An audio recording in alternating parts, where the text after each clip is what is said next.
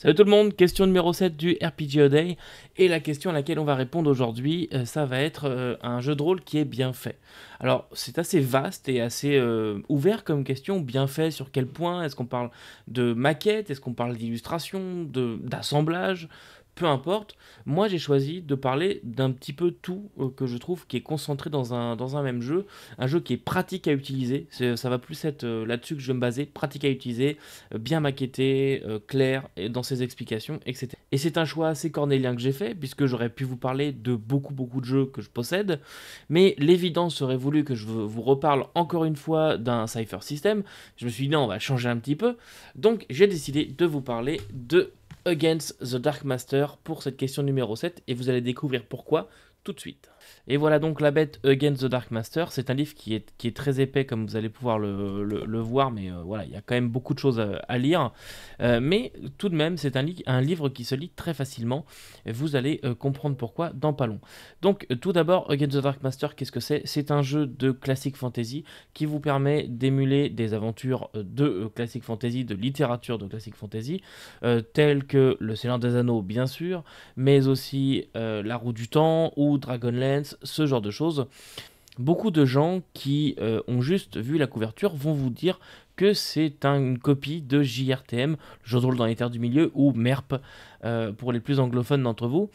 D'après moi, il n'en est rien. C'est un jeu qui prend sa base, vraiment, c'est un jeu italien à la base, et les gens qui l'ont fait sont des grands fans de JRTM, mais je n'irai pas dire qu'ils ont fait une vulgaire copie. Ils ont pris vraiment la base de MERP et ils l'ont bonifié, amélioré, diversifié, puisque JRTM, hein, c'est dans le nom, c'était pour jouer dans la Terre du Milieu, mais Against the Dark Master, vous allez pouvoir faire beaucoup plus que cela. Et disons que le jeu est peut-être un petit peu desservi par sa couverture qui vous montre que une copie de l'illustration de MERP, mais ce n'est pas le cœur du jeu. Et si vous regardez un petit peu dedans, pourquoi est-ce que je l'ai choisi spécifiquement pour cette question 7? C'est parce qu'il est extrêmement bien fait. Déjà, il est très solide. Vous l'avez vu, il est très épais, mais il est très solide. Vraiment, c'est du beau. Il existe en VF. L'éditeur en VF, ce sont les éditions du Troisième Œil, mais ils ont décidé d'arrêter la gamme là. Je ne sais pas exactement pourquoi, mais peut-être que ça ne rencontre pas autant de succès. Mais finalement, c'est un jeu qui est très élégant, même dans sa mécanique de résolution qui fait en jaser. Je vous en reparlerai juste après. Mais déjà, au niveau de la table de contenu, vous pouvez voir que c'est très clair. C'est une maquette noir et blanc.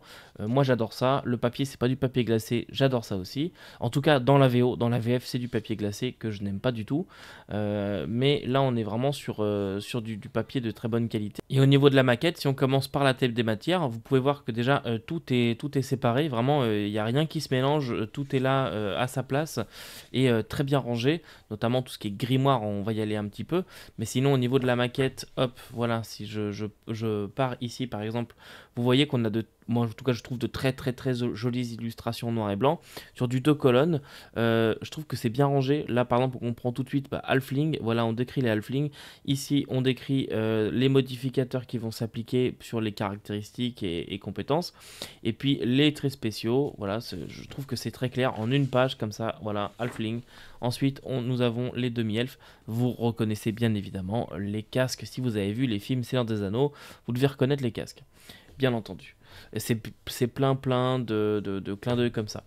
Ensuite, on va aller un petit peu plus loin, parce que je ne vais pas non plus vous faire tout le feuilletage, mais si nous allons, pardon, ici, vous voyez par exemple la maquette en soi, vraiment dans les pages de la lecture, ça se lit très bien, ça se lit très vite, c'est gros, c'est bien fait. Vraiment, moi j'aime vraiment beaucoup ce jeu. Et puis, je voulais vous montrer ensuite ce genre de choses. Voilà. Ici, vous avez la feuille de personnage qui est remplie. Et vous avez le récapitulatif de comment est-ce qu'on fait un personnage à Against the Dark Master. C'est très bien expliqué. Ça prend du temps par contre de faire un personnage. Ça prend du temps, c'est vrai, mais c'est pas inintéressant pour autant. Et c'est vraiment bien expliqué. Et vous voyez après, en plus de l'exemple, vous avez ici le récapitulatif de où est-ce que vous pouvez trouver les choses.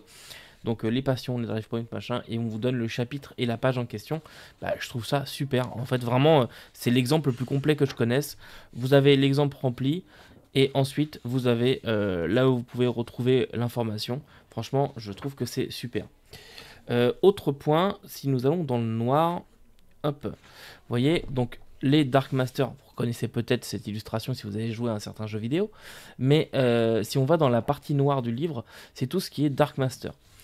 Si on regarde ici, là on a un premier Dark Master, donc si vous connaissez Black Cauldron, vous allez reconnaître le Dark Master en question. En français, vous pouvez retrouver dans Taram et le chaudron magique, voilà, qui ont été adaptés par Disney, un des meilleurs à mon sens d'ailleurs. Donc, vous voyez, vraiment classique fantasy, on sort complètement de Tolkien à ce moment-là. Donc, les Dark Masters vont tous être ici, présentés avec tout ce qui a trait à leur pouvoir, et notamment la magie noire qui est ici. Donc, on a vraiment les sorts de magie noire qui sont là. Il y en a deux, je crois, dans le bouquin de base. Hop, voilà, nécromancie et magie noire. Et c'est vraiment clair, donc tout ce qui est noir, c'est réservé Dark Master par défaut. Après, libre à vous d'adapter tout ça. Et puis l'autre chose que je voulais vous montrer, c'est tout simplement les pouvoirs. Donc là, on a le grimoire. Vous voyez, hop, les aspects de la nature. On a un premier tableau récapitulatif qui est bien fait. On comprend, évidemment, quand on connaît le jeu, on comprend comment ça fonctionne. Et après, nous avons les pouvoirs comme ça, qui sont bien séparés, bien clairs. On comprend exactement ce qu'il faut faire avec une utilisation du gras qui est très très bonne aussi. Et on voit par exemple ici que l'aspect du renard ne prend pas 70 pages, c'est vraiment ça tient sur des petites cartes. D'ailleurs il existe des cartes de pouvoir pour le jeu, mais ça tient bien dans un petit espace. Il n'y a pas de pouvoir qui prennent comme ça des pages et des pages trop longs pas lus. Là franchement c'est super clair, super bien fait. Moi je trouve que c'est un exemple dont beaucoup devraient s'inspirer. Et puis si vous allez à la fin, et c'est pour ça que le jeu fait jaser, donc on a déjà une campagne qui est inclue dans le livre que j'ai déjà fait jouer, que je vais refaire jouer. Nous avons aussi des pré-tirés, donc c'est vraiment un tout en un, des pré-tirés qui sont là, qui sont liés à la campagne avec leurs fiches de personnages. Et puis hop, voilà, à partir de là, donc si on prend le livre à la verticale, vous pouvez voir qu'il y a une bonne partie du livre qui est réservée aux tables que vous pouvez voir ici. Et que vous pouvez voir plus loin encore, c'est la magie. On va voir les tables, voilà. Les fameuses tables qui font jaser. Hop. On va aller un petit peu plus loin encore. Donc ça, c'est pour retrouver les sorts. Vous voyez, hein, c'est la même chose que ce que vous avez déjà vu, c'est juste présenté sous forme de table. Mais une aide de jeu, voilà. Est-ce que vous pouvez faire ce sort? Vous avez l'aide de jeu qui est là. Après, vous avez la feuille de personnage et on a un index à la fin. Et moi, ce que je voulais vous montrer, c'est non pas ça, mais les tables, voilà, de succès critique. Voilà, exactement ça. Les tables d'attaque. Donc pourquoi est-ce que ce système de jeu est décrié? Pourquoi est-ce qu'il fait jaser? Moi je trouve que ce n'est pas du tout quelque chose de négatif. En fait, au niveau du système de règles, que je trouve très élégant, vous allez jeter un dé 100, vous allez ajouter un modificateur, et il faut battre une difficulté. Ça, c'est pour la résolution standard. Quand vous êtes en combat, par contre, vous allez devoir jeter votre dé normal, comme ce que je viens de vous expliquer, ajouter votre modificateur, et ensuite, votre adversaire va avoir un type d'armure. Par exemple, là, ici, il a une armure légère, et j'ai fait 110, mettons. Je vais regarder sur ma table de mon épée, si j'utilise une épée, ou de la masse, si j'utilise une masse.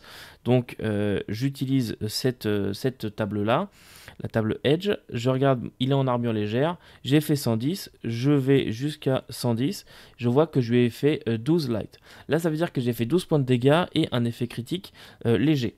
Et dans ce cas-là, je vais aller dans ma table. Alors évidemment, en jeu, vous aurez la table de critique qui correspond, mais peu importe où est-ce que je suis, mais mettons, elle utilise la table Cut Critical Strike. Mettons, hein, j'en sais rien pour là. Donc je vois que j'ai fait 12 light. Je vais retirer un dé 100 et ajouter un petit modificateur et ça va me donner le critique que j'ai fait. Donc mettons que j'ai fait entre 51 et 65, et bien je fais plus 4 de dommages, donc ils vont s'ajouter aux 12 que j'ai fait. Je lui inflige un saignement et la cible est stun pendant un tour. Donc voilà, là tout se gère comme ça. Et les combats sont vraiment mortels, sont expéditifs, vous n'allez pas passer 2 heures en combat, il faut réfléchir avant d'engager le fight, et honnêtement je trouve que c'est super élégant comme façon de gérer tout ça. Alors des tables vous en avez beaucoup hein, pour gérer les différents effets, mais honnêtement bah, vous allez avoir juste les tables qui concernent vos personnages, vous allez pas en avoir beaucoup, peut-être que vous allez avoir 2 armes sur vous, mais vous voyez il y en a pas tant que ça non plus, hein. C'est assez rapide, assez bien fait. Voilà donc pourquoi est-ce que j'ai choisi de vous présenter Against the Dark Master pour la question numéro 7, un jeu de rôle que je trouve bien fait. Eh bien, tout simplement parce que c'est un énorme bouquin, oui, mais il est très très bien conçu. Vous avez vu, il est très clair, la maquette elle est bonne, les illustrations sont superbes, il est très solide. Et en plus de ça, c'est un tout en un. Vous avez la création de personnages, une aventure, le système de jeu qui est pas très compliqué finalement. Vous avez aussi tout un tas d'index, la table des matières. Vrai, il y a vraiment tout qui est dedans. C'est vraiment un jeu extrêmement complet.